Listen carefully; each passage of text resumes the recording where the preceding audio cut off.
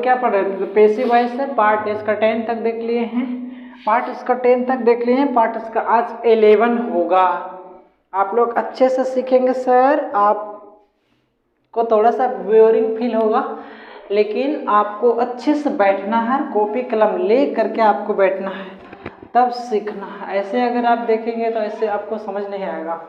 इसलिए आपको क्या करना है कि कॉपी कलम लेके अच्छा से मोबाइल को चालू कर देना है और अच्छे से आप देखना है, तब आपको समझ आएगा। ठीक है सर, जितना हम बोलेंगे आपको अच्छे से सुनना है और उसको नोट करते जाना है। ठीक है, तो आइए sir part number 11 passive voice for future continuous tense, मतलब लगातार। आप कंटिन्यूअस को इम्परफेक्ट भी बोल सकते हैं, इम्परफेक्ट। इससे पहले सर अगर आप चैनल पर नए आए हैं तो प्लीज़ सर चैनल को सब्सक्राइब कर लेंगे, वीडियो को लाइक कर देंगे। ठीक है सर, मेरी मोटिवेशन के लिए आप वीडियो को एक लाइक जरूर करेंगे। ठीक है, आइए सर कंटिन्यूअस को आप इम्परफेक्ट भी बोल सकते हैं, इम्परफेक्ट, IMPERFECT, इम्परफेक्ट। कंटिन्यूअस को आप इम्परफेक्ट भी बोल सकते हैं। ये पैसिव में हिंदी का कोई ज़रूरी नहीं है सर। लोग कहता है कि स्टूडेंट कहता है सर हिंदी बताइए, तो पैसिव में आपको ना हिंदी कहीं पूछेगा और ना ही इसका यूज है, तो आप इसको देख लेंगे। आपको 10 इंटर मैट्रिक जो भी दे रहे हैं आप कंपटीशन का एग्ज़ाम, उसमें आपको हिंदी पैसिव का हिंदी आपसे नहीं पूछा जाएगा। ठीक है, तो आइए सर हम इसको देख लेते हैं। इसमें हम पार्ट 10 में कहाँ तक देखे थे प्रशांत? फ्यूचर इंडेफिनिट तक देख लिए थे। Future perfect, future continuous. इसमें सबसे पहले आएगा तो रूल नंबर ए में आएगा affirmative, AFFIRMATIVE, affirmative structure, STRUCTURE, structure, affirmative structure. नहीं, इसको हम लोग देखेंगे, ये पार्ट थोड़ा लंबा होगा सर। ठीक है, डिटेल में बताया जाएगा, एक पार्ट नहीं 2 पार्ट में खत्म होगा, मतलब 11-12 में ये खत्म हो जाएगा। ठीक है, इसका टेंस आपको आना चाहिए। अगर फ्यूचर कंटिन्यूअस का टेंस अगर आप नहीं पढ़ेंगे और नहीं जानेंगे तो आपको ये पैसिव में दिक्कत हो जाएगा, आप पैसिव वॉइस नहीं बना पाएंगे। तो सबसे पहले सर ये टेंस को आप पढ़ के आइए। ठीक है, पढ़ने के लिए सर आपको कहीं नहीं जाना पड़ेगा, जो वीडियो चल रहा है इसका डिस्क्रिप्शन में आप चेक कीजिए, वहाँ से आपको मिल जाएगा। ठीक है, और सारे टेंस को सीख सकते हैं। आइए, तो इसका एग्जाम में फॉर्मूला स्ट्रक्चर होता है सब्जेक्ट प्लस पैसिव का, जो पैसिव हम बनाएंगे, नहीं कंटिन्यूअस का पैसिव हम बनाएंगे उसका फॉर्मूला, तो subject plus shall, SH, shall या will, plus be, plus being, BEING, being, plus main verb का थर्ड फॉर्म, नहीं MB3, एम ना दिए sir, MB3 plus by plus object और प्लस कंप्लीमेंट। ठीक है, by plus subject plus complement, subject plus shall या will plus be plus being plus main verb का third form by plus subject plus complement. Sir shall और will हम कहाँ लगाएंगे तो बताएंगे सर। ये सेल और विल आई और वी सब्जेक्ट रहेगा, आई और वी अगर सब्जेक्ट है तो लगाएंगे सेल, यहाँ दिख रहा है सर, ओके। और कुछ भी सब्जेक्ट है आई और वी के अलावा तो आप क्या देंगे तो विल, इसको आप नोट कर लेंगे। आई और वी अगर सब्जेक्ट है सेंटेंस में तो आप लगाएंगे क्या, सेल लगाएंगे। और इसको छुड़ा करके अगर कोई भी सेंटेंस का सब्जेक्ट है तो उसमें आप विल लगाएंगे। आप कैसे इसको समझेंगे? ठीक है, तो आइए सर इसका एग्जाम्पल को हम लोग देख लेते हैं। ठीक है, आइए सर आप इसको बनाएंगे। देखिए ये रहा सर इसका एग्जाम्पल। नहीं, आप ये सारे सेंटेंस को आप पहचानने से आना चाहिए आपको। जितना भी सेंटेंस रहेगा सर, सारे सेंटेंस आप पैसिव वॉइस में बदलने से पहले सर आप जितने भी सेंटेंस आपको दिया हुआ रहेगा सारे सेंटेंस को आपको पहचानने आना होगा। ठीक है, आता होना चाहिए सर, ऐसे आप इसको नहीं बना पाएंगे। ठीक है, तो उम्मीद करते हैं सर आप सारे सेंटेंस को इजीली पहचान चुके होंगे। तो आपको पता करना है कि कौन आपको दिया हुआ रहेगा ना पैसिव, तो आपको पता करना है कि ये सिंपल में कौन सा टेंस में है और कहाँ से ये बनेगा। तो हम लोग ये सेंटेंस का बना रहे हैं, ये टेंस का, तब ना हम पता करिए कि यही टेंस का है, लेकिन आपको मिला के दे देगा तो आप कैसे पता करेंगे। तो स्ट्रक्चर पता रहेगा वो तब ना, टेंस पढ़े रहेंगे तब न सर। तो ये देखिए पैसिव वॉइस में आपको बदलने का फॉर्मूला है। ये आपका सेंटेंस है फ्यूचर कंटिन्यूअस का, हम एक्टिव वॉइस हम लिख देते हैं ACTIV। ये सेंटेंस आपका एक्टिव में दिया गया है, ये सेंटेंस आपका एक्टिव में दिया गया है, आपको पैसिव बनाना है। क्या बनाएंगे सर? पैसिव। यहाँ लिख देते हैं, क्या बनाएंगे सर? पैसिव बनाएंगे। तो क्वेश्चन नंबर 1 से चलेंगे हम लोग। देखिए पैसिव में बनाने से पहले सर आप अच्छे से ध्यान देंगे कि आप अच्छे में नोट में लिख लेंगे कि जो एक्टिव वॉइस का सब्जेक्ट होता है वो पैसिव में ऑब्जेक्ट बनता है, और जो एक्टिव में ऑब्जेक्ट होता है वही पैसिव में सब्जेक्ट बनता है, ठीक है। और मेन वर्ब को हमेशा थर्ड फॉर्म में ही रखना है। यहाँ सर दिखता होगा MB3 है सर, मेन वर्ब का थर्ड फॉर्म प्लस बाय है, ऑब्जेक्ट प्लस कंप्लीमेंट। तो आप देखेंगे Ram will be eating a mango, तो आप सब्जेक्ट ऑब्जेक्ट को आपको पहचानने आना चाहिए सर। ये आपका रहा सब्जेक्ट, नहीं सब्जेक्ट हो गया, और Ram will be eating a mango. आपको ऑब्जेक्ट अगर पहचानने नहीं आ रहा है तो आप कुछ नहीं, इसको ना देखेंगे ना कुछ करेंगे, ठीक है, ना हिंदी करेंगे, कुछ नहीं। आप सिंपली देखेंगे कि जो मेन वर्ब के तुरंत बाद आपका जो वर्ड रहेगा वही आपका ऑब्जेक्ट होता है। तो देखिए ईटिंग इसका मेन वर्ब है और इसके तुरंत बाद क्या है, तो ये ए मैंगो, तो ए मैंगो आपका ऑब्जेक्ट है। कितना सिंपल से आप खोज सकते हैं अगर मेरी बातों को अच्छा से ध्यान देंगे। तो English is a very subject, आप इसको अच्छे से सीख सकते हैं। तो देखिए सब्जेक्ट हो गया, आई शैल बी ईटिंग यू। देखिए मेन वर्ब के तुरंत बाद आपका यू आया है, तो ये आपका ऑब्जेक्ट हो जाएगा, नहीं ये आपका ऑब्जेक्ट हो जाएगा। अब देखिए इसमें क्या, you will be eating me, beating मी, तो आपका यू सब्जेक्ट है सर, और आपको बीटिंग मेन वर्ब है, इसके तुरंत बाद आपका मी आया है, ये आपका मी ऑब्जेक्ट है, आपका मी ऑब्जेक्ट है। आप इसको बनाइए सर, मैं आपको बता दिया हूँ और फॉर्मूला भी है आपके पास। तो देखिए सब्जेक्ट देना है, लेकिन कौन सब्जेक्ट देना है, तो एक्टिव वॉइस में जो ऑब्जेक्ट है वही ना सब्जेक्ट बनेगा। तो ए मैंगो यहाँ पे आएगा, ए मैंगो। स्टूडेंट कहता है सर हमको नहीं बनता है, हमसे थोड़ा अच्छे से बताइए। तो इससे इजी सर मैं आपको बता दूं कि इससे इजी ग्रामर नहीं हो सकता, ठीक है, इससे इजी ग्रामर नहीं हो सकता। ए मैंगो देखिए आई और वी सिर्फ रिजर्व है, सेल सिर्फ रिजर्व है आई और वी के लिए, बाकी बात दुनिया का कोई भी सेंटेंस है, मेन टेंस है, कोई भी सेंटेंस में सब्जेक्ट है वो आपका विल लेगा। तो ए मैंगो के साथ आपका विल लगेगा, क्या लगेगा, विल लगेगा। उसके बाद बी देंगे, BEB। अब आप स्ट्रक्चर को देखेंगे नहीं, तो बी हो गया, आप बीइंग देंगे, BEING, बीइंग दे दिए। उसके बाद मेन वर्ब का थर्ड फॉर्म, नहीं ईटिंग, इट मतलब खाना, ईटिंग है बिफोर, लेकिन आपको चाहिए क्या, B3 चाहिए, तो इट का होता है इटेन, EATEN, ईटेन। और उसके बाद तुरंत बाद आपको देना है बाय, क्या देना है, बाय देना है। उसके बाद आपको देना है ऑब्जेक्ट, नहीं ऑब्जेक्ट देना है। तो जो एक्टिव वॉइस में सब्जेक्ट रहता है वही ऑब्जेक्ट बनता है। तो राम का हो जाएगा राम, राम का सब्जेक्टिव केस और ऑब्जेक्टिव केस दोनों सेम होता है, राम का सब्जेक्टिव केस और ऑब्जेक्टिव केस दोनों सेम होता है। आप इसको ध्यान देंगे।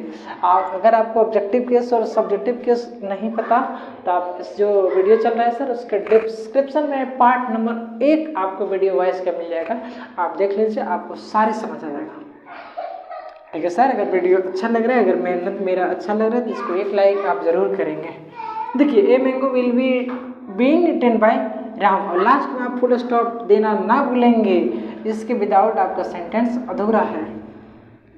क्वेश्चन नंबर 2 आप बनाए, ओके सर। देखिए मेरा स्टूडेंट बना लिया, आप लोग बनाए कि नहीं सर, हमको थंबनेल करके आप बता सकते हैं। तो आई शैल बी बीटिंग यू, आपको यू ऑब्जेक्ट दिखा, इसको सब्जेक्ट बनाइए। तो यू का ऑब्जेक्टिव केस और सब्जेक्टिव केस दोनों सेम होता है।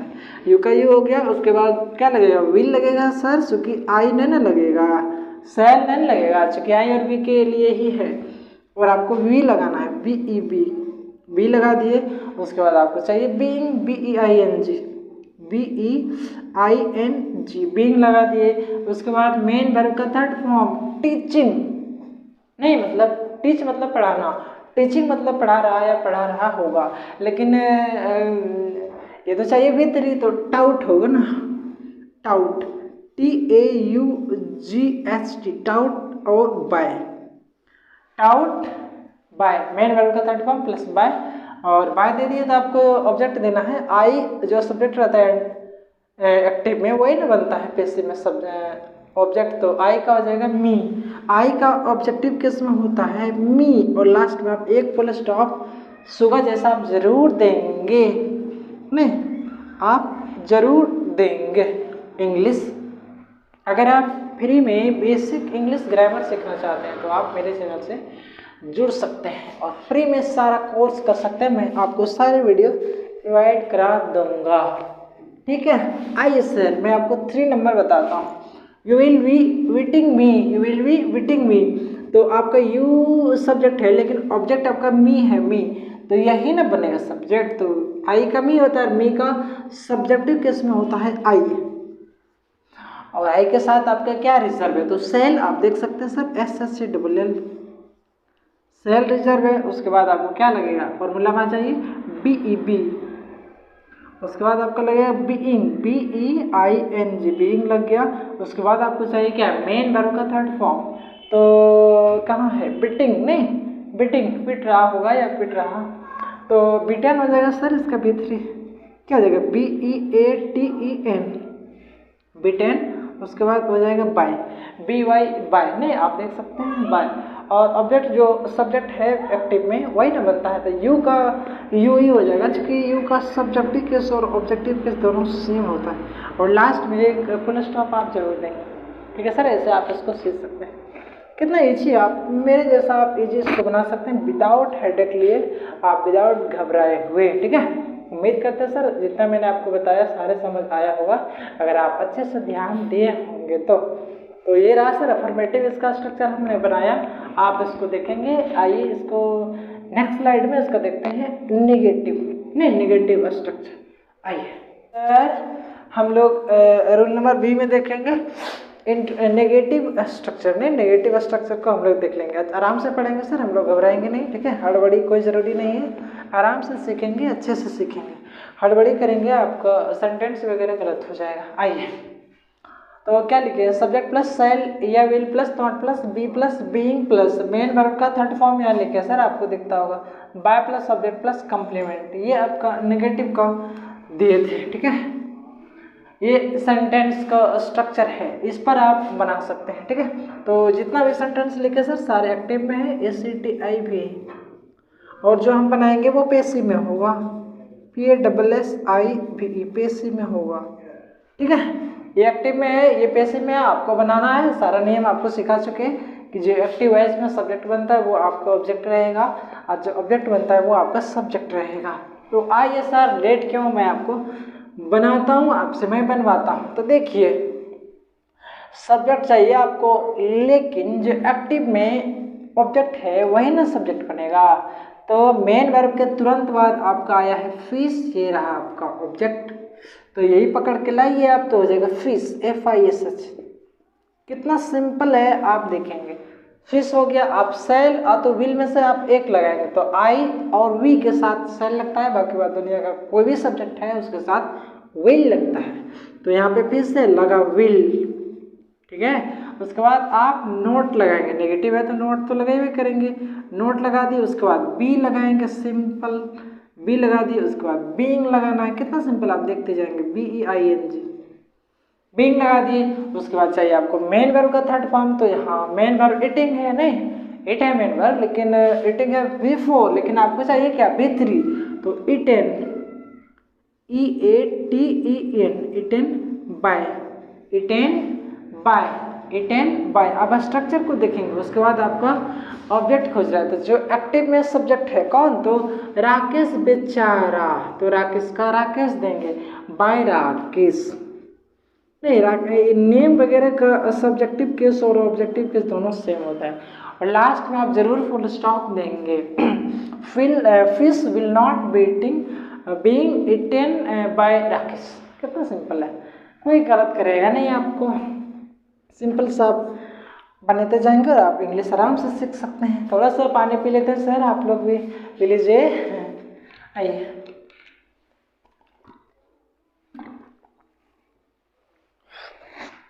माइक में चल गया है।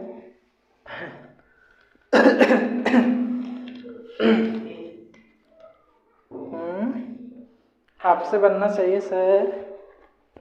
आइए सर, मैं आपको इजी तरह से बताता हूँ। देखिए, question number 2, my teacher will not be beating you. Main verb के तुरंत बाद आपका ऑब्जेक्ट आता है। आप ध्यान देंगे, इसको एक कॉपी में अलग नोट में इसको लिख लेंगे कि मेन वर्ब के तुरंत बाद ऑब्जेक्ट आता है। पहले आप लिखिए, मेन वर्ब के तुरंत बाद आपका ऑब्जेक्ट आता है। तो ऑब्जेक्ट को आपको सब्जेक्ट बनाना है, तो बनाइए ना सर। यू का सब्जेक्टिव केस और ऑब्जेक्टिव केस दोनों सेम होता है, तो यू के साथ हमेशा विल लगेगा आपका, चूंकि आई और वी के साथ ही रिजर्व है सेल। और नेगेटिव है सर, नोट लगाएंगे आप, नोट लगा दिए, बी लगा दिए। कहाँ दिक्कत हो रहा है? B I N G, being लगा दिए। उसके बाद आपको चाहिए मेन वर्ब का थर्ड फॉर्म। नहीं दिख रहा होगा आपको मेन वर्ब का थर्ड फॉर्म। तो ये क्या कर रहा है, नहीं कर रहा है, स्कॉल्डिंग, नहीं ये ना है बीटिंग, मतलब पीट रहा या पीट रहा होगा। तो बीट है इसका रूट वर्ड, तो क्या हो जाएगा? बीटिंग तो बिफोर है, लेकिन चाहिए आपको मेन वर्ब का थर्ड फॉर्म। तो बीटेन, BEATEN, बीटेन। उसके बाद चाहिए आपको बाय, नहीं चाहिए आपको बाय। उसके बाद चाहिए आपको ऑब्जेक्ट, तो जो एक्टिव वॉइस में रहता है सब्जेक्ट, वो आपका ऑब्जेक्ट बनता है। तो my teacher, my teacher, my teacher, TESCHR, और लास्ट में शुगर जैसा फुल स्टॉप देना ना भूलेंगे। माई को आई नहीं कर देंगे, पूर्वक किए हैं क्या? माई को आई नहीं करेंगे, चूँकि क्या बोलते हैं वो डिटरमाइनर है, ठीक है, तो उसको आप नहीं करेंगे। चूँकि पार्ट 1 वीडियो में सारे बता दिए सर, आप उसको जा करके देख लेंगे, आपको क्लियर हो जाएगा। एक ही बात कितना बार बताएं। आइए क्वेश्चन नंबर 3 चलते सर, विदाउट आपका टाइम वेस्ट किए। आपका समय कीमती है, ठीक है, इसलिए मैं आपको बिल्कुल नॉन स्टॉप पढ़ाऊँगा। विदाउट बहस किए मैं आपको कंटेंट पर लेकर के चलता हूँ, ठीक है। नो इंटरेस्टिंग, नो इधर उधर का बकवास, ओनली कंटेंट, ओनली पढ़ाई, ठीक है सर। अगर आप मेरे चैनल पर पहली बार आए हैं तो इसको लाइक कर लेंगे और सब्सक्राइब कर लेंगे, ठीक है। और जहाँ तक स्टूडेंटों का पहुँच नहीं है इंग्लिश सीखने का, वहाँ तक इसको पहुँचाइए सर, और सारे को इंग्लिश का नशा दिलाइए। आइए, तो question number 3, your father will not be scolding your brother. तो आपका स्कोल्डिंग मेन वर्ब, तो इसके तुरंत बाद आपका ऑब्जेक्ट पकड़ा जाता है, योर ब्रदर, नहीं योर ब्रदर। तो यू ब्रदर नहीं कर देना, यू का योर, उसके बाद कुछ रहता है सब्जेक्ट, तो वो नहीं बदलता है, वो जो कि तो आपको आ जाएगा। तो योर ब्रदर आपका यहाँ आएगा, तो सब्जेक्ट खोज रहा है your brother, your brother, BROTHER, नहीं आपका भाई, योर ब्रदर। विल लगेगा इस तरीके, सब में विले लगेगा क्या सर? सर आप बेमानी करते हैं, सब में विले लगाइएगा। तो लग रहा है तो क्या करें सर? लग रहा है तो हम क्या करें? तो योर ब्रदर विल, नॉट लगाएंगे, नेगेटिव आपको दिख रहा है, नोट लगाएंगे, उसके बाद वी लगाएंगे, उसके बाद बीइंग लगाएंगे, नहीं बीइंग लगाएंगे, चूँकि हमको यहाँ स्ट्रक्चर में मिल रहा है। उसके बाद चाहिए आपको मेन वर्ब का थर्ड फॉर्म, यहाँ आपको दिखता होगा, थोड़ा सा बोर्ड चमकता है, इसको क्लियर करेंगे। मेन वर्ब का थर्ड फॉर्म, लेकिन कहाँ है 3 नंबर? विल नॉट बी स्कोल्डिंग, लेकिन चौथा रुपये में स्कोल्डिंग, लेकिन आपको चाहिए क्या? मेन वर्ब का थर्ड फॉर्म, तो हमको चाहिए scolded, scolded, SCOLDED, scolded by, scolded by. उसके बाद आपको चाहिए ऑब्जेक्ट, तो जो एक्टिव में सब्जेक्ट रहता है वो आपका ऑब्जेक्ट बनता है। तो योर फादर, तो आपका ऑब्जेक्टिव में भी होगा योर फादर, योर फादर। कितना सिंपल है sir. English is a very easy subject, but इसको आप रेगुलरिटी मेंटेन करेंगे तब, ऐसे आप नहीं सीख सकते। मैं आपको लिख के देता हूँ, लेकिन आप रेगुलरिटी मेंटेन करेंगे तो आप मैं आपको लिख के देता हूँ कि आप इंग्लिश सीख जाएंगे, मैं आपको सिखा दूंगा, इजी तरह से सिखा दूंगा।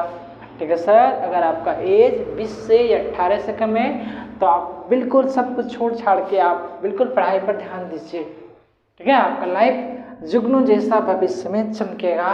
मैं आपसे दोबारा बोल रहा हूँ, हर एक वीडियो में आपको मैं समझाता हूँ। ठीक है, आइए सर इसका नेक्स्ट स्लाइड लेते हैं और इंट्रोगेटिव को देखते हैं। इंट्रोगेटिव अफर्मेटिव होगा। आइए सर। ठीक है सर, थोड़ा सा मेरा माइक में पानी चल गया है, रुई है, चल गया है पानी। ठीक है, थोड़ा सा पानी चल गया है।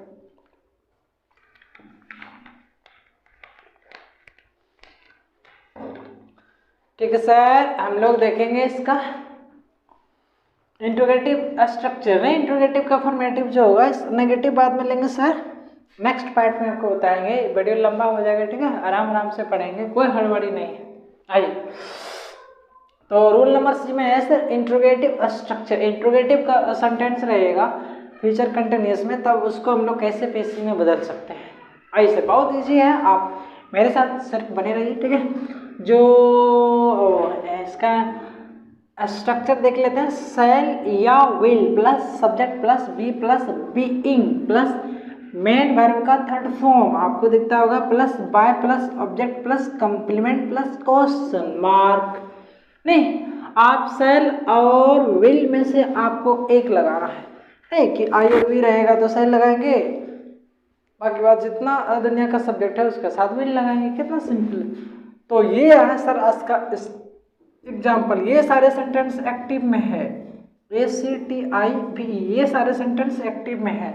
आपको बनाना है पेसिव, PASSIVE, आपको बनाना है पेसिव। इसका पेसिव, इसका पेसिव। नहीं तो आइए सर देखिए, एक नंबर में क्या करेंगे, तो सिंपल सर जो सब्जेक्ट है उसको ऑब्जेक्ट बनाइए।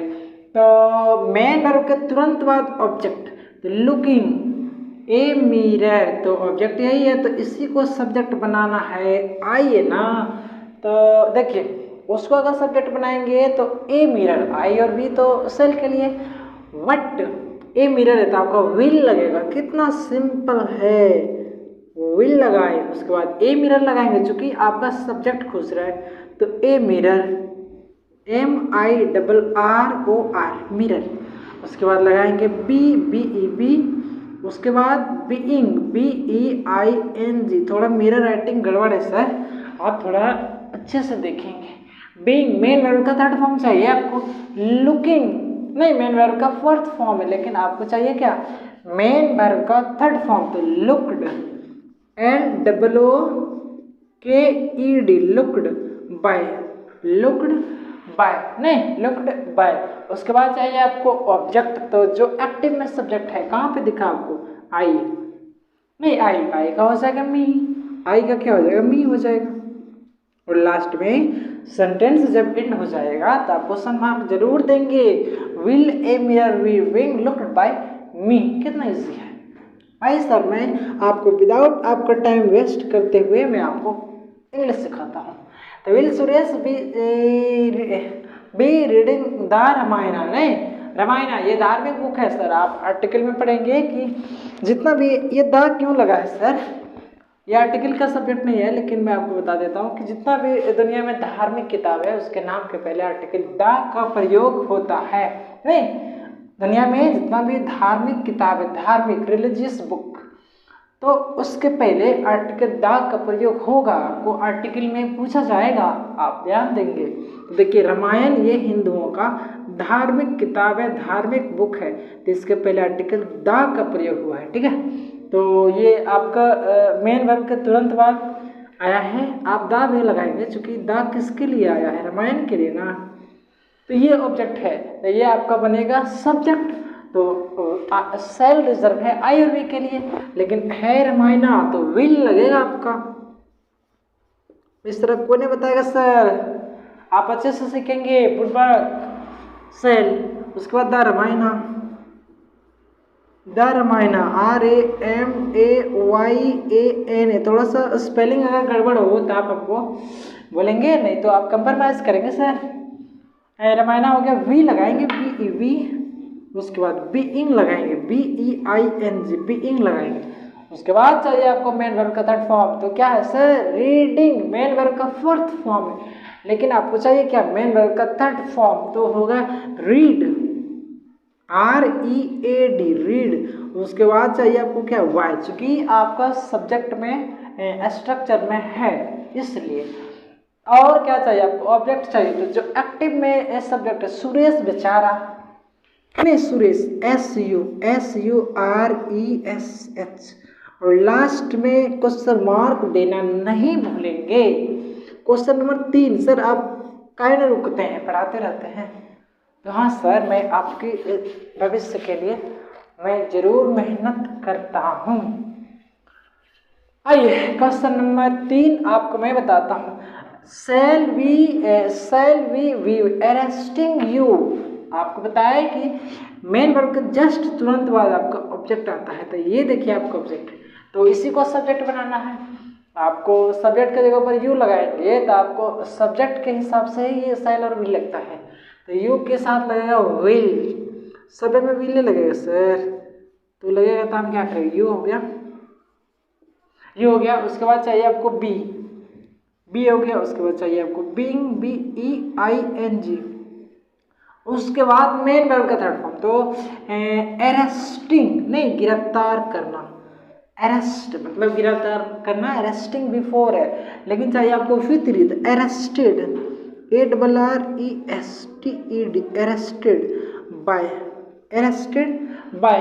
उसके बाद चाहिए मेन क्या बोलते हैं, ऑब्जेक्ट चाहिए, तो क्या है, वी है, तो वी है सब्जेक्टिव केस में, लेकिन ऑब्जेक्टिव केस में ये होगा अस, US अस, और जब सब्जेक्ट एंड हो जाएगा उसको आप क्वेश्चन मार्क से एंड करेंगे, ठीक है। तो क्वेश्चन 1, 2, 3 मैंने बनाया है आपके लिए, मैं एक प्यारा सा क्वेश्चन नंबर 4 छोड़ दिए, आप हमको जरूर बना करके दिखाएंगे, तब मैं आपको हंसते हुए थैंक यू बोल दूंगा, नहीं तो आपको मैं थैंक यू नहीं बोलूँगा, ठीक है सर। ये पार्ट 11 इतने रखते हैं सर, ठीक है। पार्ट नंबर 11 में कंटिन्यूस खत्म नहीं हो पाया सर, ठीक है। आपका पार्ट नंबर 12 में इसको खत्म करेंगे। यहाँ कहाँ पर हुआ है, कहाँ तक हुआ है, तो इंट्रोगेटिव तक ये आप देखेंगे पार्ट नंबर 12 में। सॉरी सर पेन गिरा है पार्ट नंबर 12 में आपको ये कंप्लीट कर दिया जाएगा, ठीक है सर, बीच में छोड़े हैं, ठीक है, कंप्लीट कर देंगे, आपको घबराना नहीं है। इससे पहले सर आप क्या करेंगे कि जितना हम सारे बनाए हैं आप उसको अलग सेंटेंस ना ले पाए तो कोई बात नहीं, लेकिन हम जितना बताए हैं उसको आप रिवीजन करेंगे, ठीक है, उसको आप रिवीजन करेंगे तब आप इंग्लिश को सीख पाएंगे। इंग्लिश क्या, कोई भी सेंटेंस को, कोई भी चीज़ को आप अगर रिवाइज नहीं करेंगे तो वो आप भूल जाएंगे, ठीक है। तो उम्मीद करते हैं सर जितना हम लिखाया आपको समझ आया होगा और उसको आप ज़रूर रिवीजन करेंगे, ठीक है। आगे अगर नहीं पढ़े तो कोई बात नहीं, लेकिन रिवीजन करना ज़रूरी है। कुछ भी पढ़े आप, साइंस पढ़े, ज्योग्राफी पढ़े, हिस्ट्री पढ़े, इंग्लिश पढ़े, मैथ पढ़े, फॉर्मूला पढ़े, सबको आपको रिवीजन करना है, तब आपको सारे दिमाग में रहेगा। मतलब 21 डेज मतलब 21 दिन के बाद आपको एक बार देख लेना है तो वो आपको सारे समझ आएगा, सारे आपको दिमाग में रहेगा। अगर 21 दिन तक आप नहीं देख पाए तो वो धीरे धीरे आप भूलते जाएंगे। अगर 21 दिन से पहले आप रिपीट मार दिए तो वो आपको दिमाग में रहेगा और हमेशा के लिए रहेगा सर, ठीक है सर। तो उम्मीद करते हैं आपको समझ आया होगा। मिलते हैं नेक्स्ट वीडियो में पार्ट नंबर 12 में, तब तक के लिए हमको इजाज़त दीजिए। Thank you for watching sir, बने रहिए मेरे साथ। Vande Mataram, love you